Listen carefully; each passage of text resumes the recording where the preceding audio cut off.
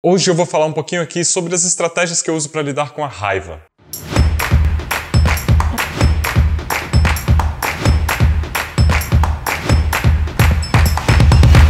Quem me conhece sabe que eu gosto muito de conversar com as pessoas na rua sobre veganismo. Essa é uma das minhas formas preferidas de ativismo, é uma das formas que eu acho que são mais legais, porque eu consigo ter um contato direto com quem eu tô falando. Eu consigo saber exatamente quais que são as reações da pessoa e a partir daí eu consigo melhorar o meu diálogo, melhorar as minhas formas de conversar. E é bem diferente de fazer isso no meio da rua com a pessoa e fazer isso aqui na internet, né? Onde o contato que eu tenho com as pessoas é o que elas estão digitando nos comentários. Que é legal ver a reação das pessoas que estão digitando coisas nos comentários. Mas eu acho muito mais legal falar com as pessoas ao vivo, face a face, olho no olho, e ver como que elas estão reagindo ao que eu tô falando pra elas naquele exato momento. Isso facilita, inclusive, eu a entender melhor como que eu vou melhorar o meu diálogo aqui nos vídeos que eu faço pra internet, né? Seja aqui no Vegflix, seja no meu canal do Vegano Vitor, ou no Instagram, ou no Twitter, ou podcast que eu e a Babi fazemos juntos, o Hora do Abacate, aproveitando aqui pra fazer um jabazinho.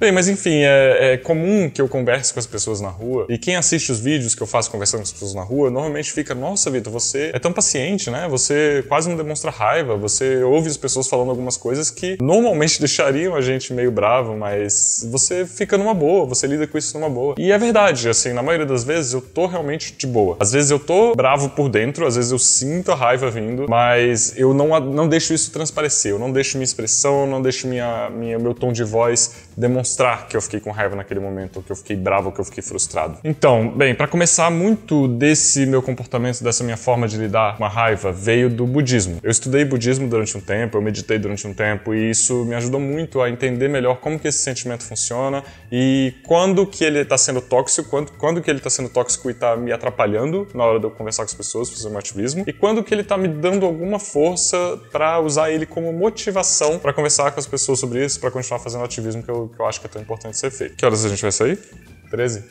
3? Tá, dá tempo de eu terminar aqui rapidinho. E a principal qualidade que eu peguei desses ensinamentos foi a empatia. A empatia, se colocar no lugar do outro, tentar entender como que o outro está pensando. E uma coisa que ajuda muito a gente a fazer isso é a gente lembrar de quando a gente não era vegano. Você com certeza não foi vegano a vida inteira. Se você está vendo esse vídeo, você muito provavelmente não nasceu vegano. Tenta lembrar de quando você não era vegano, de quando você não era vegana. Tenta imaginar como que você gostaria de ser abordado. Tenta imaginar como que você gostaria que falassem sobre especismo para você. E isso já vai te dar uma base boa para conversar com outras pessoas sobre isso sem ficar com raiva. Tendo mais compaixão, mais empatia, entendendo melhor o lado das outras pessoas. Entendendo que se tornar vegano ou vegana para algumas pessoas é muito diferente de para outras. E a gente está vivendo um momento agora que eu acho que tá meio perigoso de você falar sobre qualquer coisa, em qualquer lugar, porque você tá sempre correndo risco de ser encaixado em alguma categoria que vai te colocar como uma pessoa ruim ou uma pessoa boa. A gente tem que deixar de lado esses maniqueísmos e achar que porque uma pessoa se comporta de tal jeito, ela é uma pessoa ruim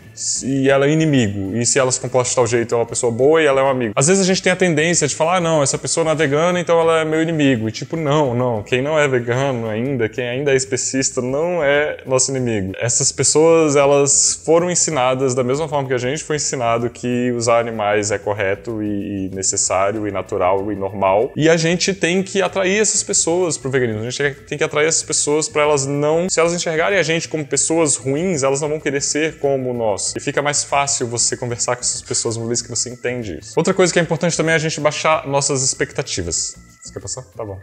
Pode passar. Esse é meu irmão Guilherme. Essa é minha mãe Fátima. A gente tem que abaixar nossas expectativas. A gente não pode achar que a gente vai conversar com todo mundo e do nada todo mundo vai ser vegano, do dia pra noite. E quando a gente abaixa nossas expectativas, a gente diminui a pressão que a gente coloca em cima de nós mesmos. Se você acha que seu trabalho tá sendo ruim porque você não conseguiu fazer ninguém na sua família virar vegano, isso não é verdade. As pessoas muitas vezes demoram pra chegar nesse nível de empatia e compaixão pelos animais. Lembra que isso foi construído a vida inteira das pessoas. Você não pode esperar quebrar isso com uma conversa de 5 minutos. E tem pessoa que realmente simplesmente nunca vai ser vegano. Nunca. E a gente tem que tentar aceitar isso. Nunca deixar de fazer o trabalho que a gente faz por causa disso, mas tentar aceitar isso e ficar de boa com isso. E aceitar que se você não conseguir tornar essas pessoas veganas, o problema não tá com você, não é você que é o problema. Baixa o som aí, doido! Com o som do carro do Gui nas alturas, vai... Ele abre o portão e fica mexendo no celular, ouvindo música. E por mais brega ou piegas, por mais batida que seja essa expressão, ela é muito, muito verdadeira. O que você deve fazer é plantar sementes. Se a semente vai florescer ou não, não é com você. A culpa não é sua se a semente não florescer. Ela vai depender de uma série de outros fatores, como o terreno onde ela foi plantada, como a estação do ano que ela tá, a quantidade de água que vai cair ali. Então, você só pode, tudo que você pode fazer é plantar essa semente. Você não pode obrigar a semente a florescer. Se responsabilize por plantar sementes. Não se responsabilize por elas crescerem.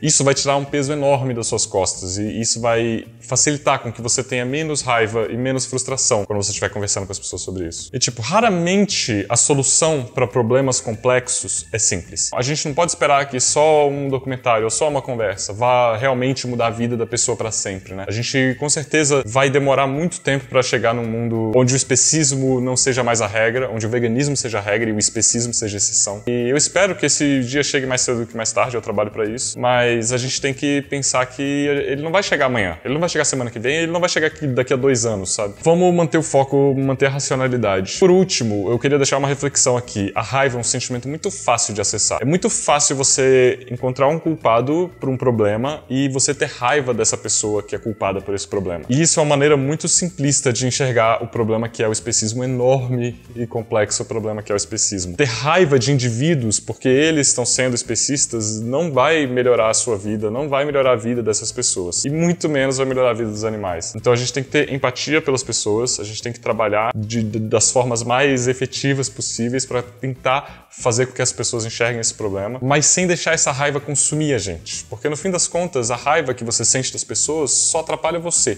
só prejudica você. Então é isso, esse é o recado. Vamos tentar enxergar as coisas com mais empatia. Algumas vezes, quando você está lidando com a sua família, por exemplo, ao invés de ter raiva da sua família porque ela ainda não enxergou o problema da forma que você enxerga, porque ela ainda está pagando pela exploração e pela morte de outros animais, tenta sentir empatia, tenta sentir compaixão, tenta se colocar no lugar das pessoas. É muito mais provável que você vai ficar triste com essa situação ao invés de ficar com raiva. Muitas vezes é o que acontece comigo. Eu deixei de ficar com raiva de algumas pessoas em volta de mim e eu passei a ficar triste, porque eu percebi que essas pessoas nunca vão expandir essa compaixão para todas as outras espécies. E eu tenho que aceitar isso. E eu tenho que focar no meu trabalho sem deixar essa tristeza, essa frustração se transformar em raiva. E eu recomendo que você faça a mesma coisa. E eventualmente essa tristeza e essa frustração, acho que a gente vai se acostumando com ela à medida que a gente vai baixando um pouquinho as expectativas também. E fica mais fácil conviver nos ambientes onde a gente antes sentia raiva.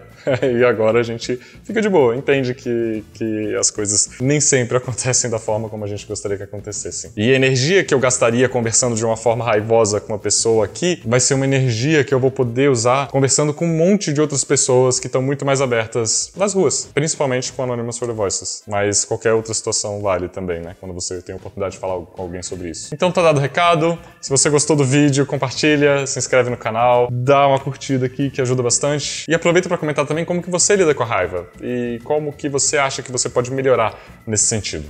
Beleza? Vegflix, Universo Veg em um só canal.